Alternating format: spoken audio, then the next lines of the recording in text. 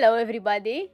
Today I will show you what I did with those purple flowers I created a few videos ago. This project is big and I really hope you will enjoy the result and the process of making it. Let's get started. I have here a few letters I bought from a local craft store that spell home, and I will paint them black with a really cool paint. I'm using a protective silicone sheet for my desk, a cup and a brush. I will pour some of the content in the cup and I will mix it really well with the brush, making it uniform, because the paint has a weird texture and I need to blend in all the lumps. Shaking the bottle won't do the trick, and believe me, I tried. Not even adding a stick in the bottle and mixing with that won't help. After everything is mixed very well, I can apply the paint on every letter as uniform as I can, on one side of the letter at a time, waiting for a side to dry in order to turn it and do the other. The paint is called Black 3.0, made by an artist called Stuart Sample. This paint is magical, it's matte and has a really deep opaque black color.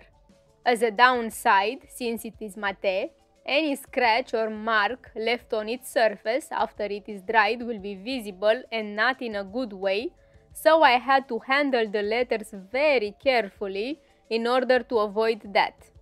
Actually, I did scratch a letter a few times and I had to repaint it, since it is the only method.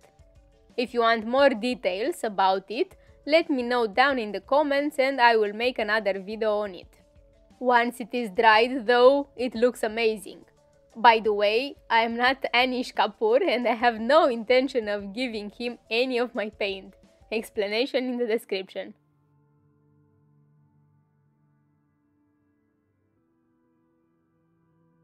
I have here a long piece of balsa wood that is really light and has a nice texture, and I thought I should also apply something on it before anything else, so I went with a delicate and subtle shimmery purple color. It's barely visible, but it will also close the pores of the wood, which is what I wanted.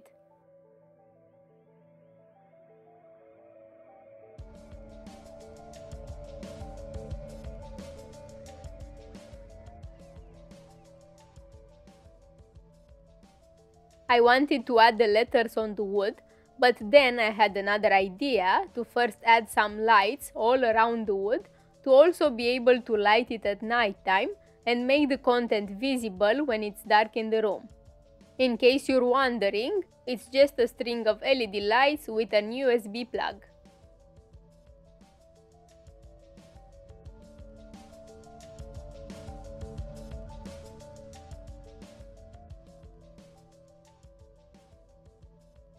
Then I will add the letters and I will arrange them carefully, measuring the space between them so everything is even. I used hot glue to put everything together because it is the best solution in my experience.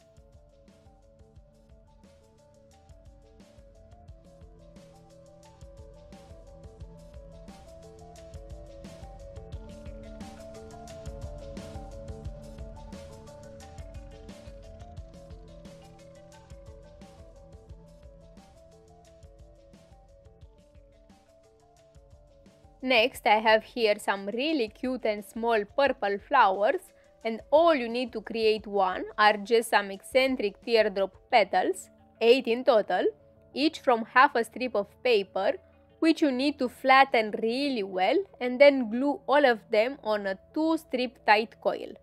Don't worry, tutorial in the description. If you use 8 like I did, it is really simple to make them evenly distanced. Just glue them in a cross, then the rest of 4 put them in the remaining spaces.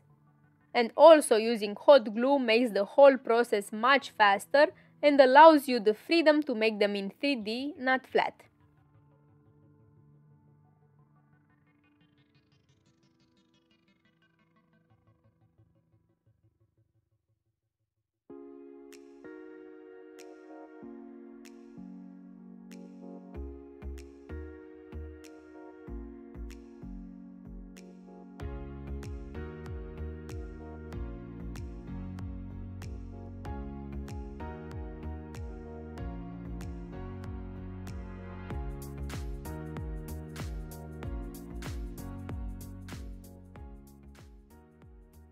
Remember these three beauties?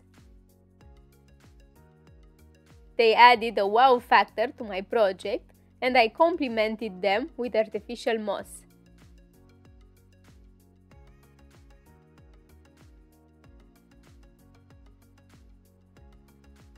I also added some quilling leaves I previously made. Now all I needed to do was to arrange everything on the wood, and I had to play a little with the arrangement in order to find the best fit for every piece.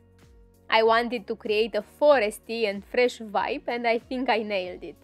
I was amazed by how nice the contrast was between the dark black 3.0 paint and the green moss. Even though I said it was a little hard to work with, I really think I will use this paint again in the future.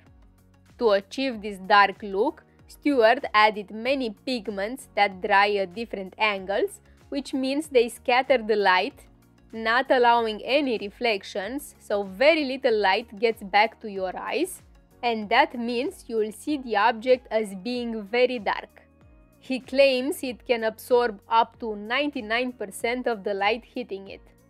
Anyway, I will let you enjoy the process.